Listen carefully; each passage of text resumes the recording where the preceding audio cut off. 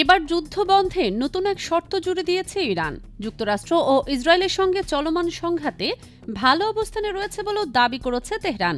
নতুন এ শর্তে ইরান অর্থনৈতিকভাবে ব্যাপক লাভবান হবে। বার্তা সংস্থা সিএনএন-এর এক প্রতিবেদনে উঠে এলো এমন তথ্য। প্রতিবেদনে বলা হয়, এখন বিশ্বের অন্যতম গুরুত্বপূর্ণ সামুদ্রিক পথ হরমুজ প্রণালীর উপর নিজেদের পূর্ণ সার্বভৌমত্বের স্বীকৃতি চাইছে ইরান। একই সঙ্গে এই নৌপথ ব্যবহার করা জাহাজগুলো থেকে নিয়মিত টোল আদায়ের পরিকল্পনা করছে। শর্তটি পূরণ হলে ইরান টোল থেকে বছরে কয়েকশো কোটি ডলার আয় করতে পারবে। ফলে দেশটির অনেক অর্থনৈতিক সংকট মিটে যাবে।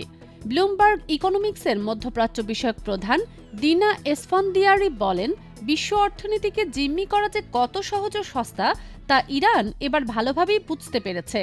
আয়ের নতুন উৎস হিসেবে তারা এখন একে কাজে লাগাতে চাচ্ছে। তবে ইরানের এই শর্ত যুক্তরাষ্ট্র মানবে না বলে জানিয়েছেন মার্কিন পররাষ্ট্রমন্ত্রী মার্কো রুবিও। বিশ্বের মোট জ্বালানি তেল ও তরলীকৃত প্রাকৃতিক গ্যাসের প্রায় 1/5 এই সরু জলপথ দিয়ে পরিবহন করা হয়। দীর্ঘদিন ধরেই ইরান এই পথকে তাদের সবচেয়ে শক্তিশালী ভূ রাজনৈতিক অস্ত্র হিসেবে ব্যবহার করে আসছে।